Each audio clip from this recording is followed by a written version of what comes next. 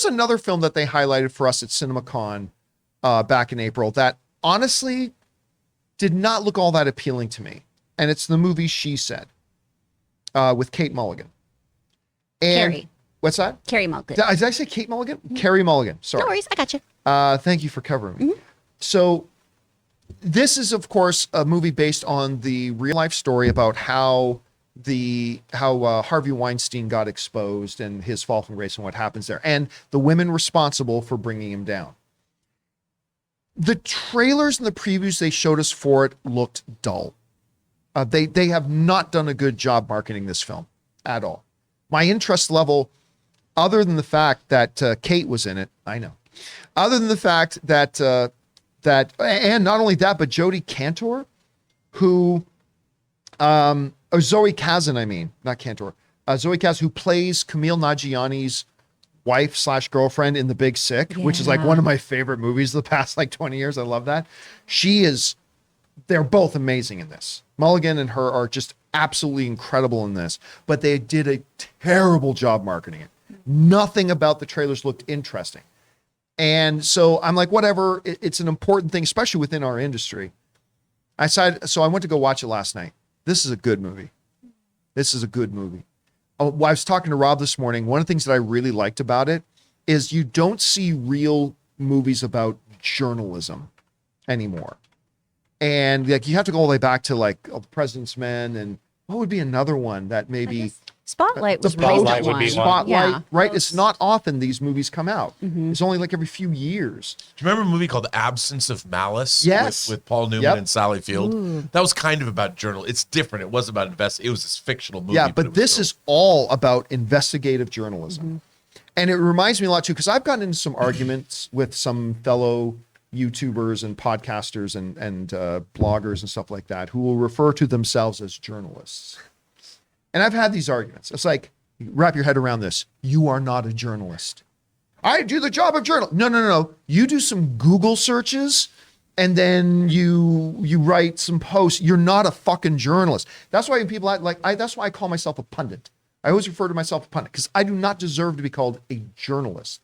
And if you have any misconceptions about that, just watch this movie. This movie is what journalism is and why I have all the respect for the world. Journalism has a code of conduct and ethics too. Yeah. And I really think that to be a good journalist, it's an avocation that you must work your way up in as well.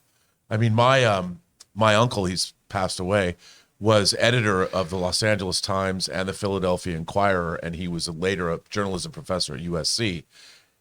And he'll tell you, you can't just become a journalist. Yeah. You have to. It's a lifetime. And if nothing else, watching this movie will really make you appreciate the job of journalism. And that's one of the things I loved about this. It was almost, even though we know as the audience exactly everything that's going on, watching it plays out as this mystery thriller.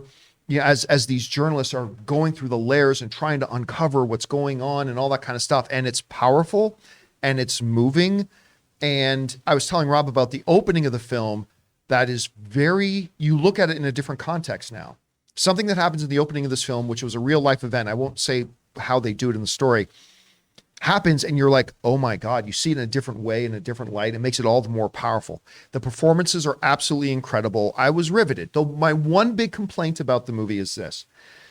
It is very self-indulgent in the sense that, and I say this is a criticism I have about a lot of movies, I felt like they feel every frame they shot was too precious and they just couldn't conceive of editing it down shorter. This is a 2-hour and 15-minute movie, so not one of the longest movies out there, but this is honestly a movie that could have been about a half hour shorter, not 10 minutes shorter, not 20 minutes shorter, could have and should have been about a half hour shorter.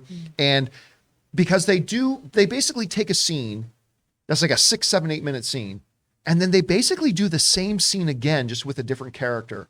And then the exact same scene again.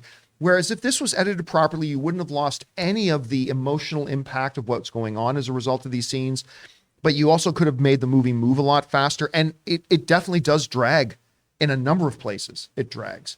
And I think this movie in the hands of an apt editor or somebody who's given permission by the director to cut it down a little bit more, I think it would have made this movie infinitely more enjoyable to watch too. But even with that, This was much better than I was expecting it being, because again, the marketing for this movie was terrible. Just terrible. Anyway, guys, that's my thoughts on She Said. If the 3 other people in the theater I saw with last night is any indication, most of you probably haven't seen this movie yet. If you did, though, jump down to the comments section and let me know what you thought about it. We want to take a moment and thank a sponsor of today's video, HelloFresh. Guys, my wife Ann and I love using HelloFresh. With HelloFresh, you get farm-fresh, pre-portioned ingredients and seasonal recipes delivered right to your doorstep. Skip trips to the grocery store and count on HelloFresh to make home cooking easy, fun, and affordable. And that's why it's America's #1 meal kit. When you subscribe to HelloFresh, you can check Save Money off of your fall to-do list. HelloFresh is 25% cheaper than takeout and even less expensive than grocery shopping too. And HelloFresh works with your ever-changing schedule. Plans are flexible and you can choose your meals for the week, update your preferences, or change your delivery day all in the HelloFresh app. Now, you know Ann and I are both working professionals, so when it comes to dinner time, it can be a bit of a challenge. We don't really have time to cook and we don't want to eat out all the time. And that's why HelloFresh comes through so clutch for us. Not only do we get to eat delicious, nutritious food, but Ann and I both have a lot of fun getting to cook together, following the easy-to-follow steps in getting the meals made. So go to HelloFresh.com/Campea65 and use the code Campea65 for 65% off plus free shipping. That's HelloFresh.com/Campea65 using the code Campea65 for 65% off plus free shipping.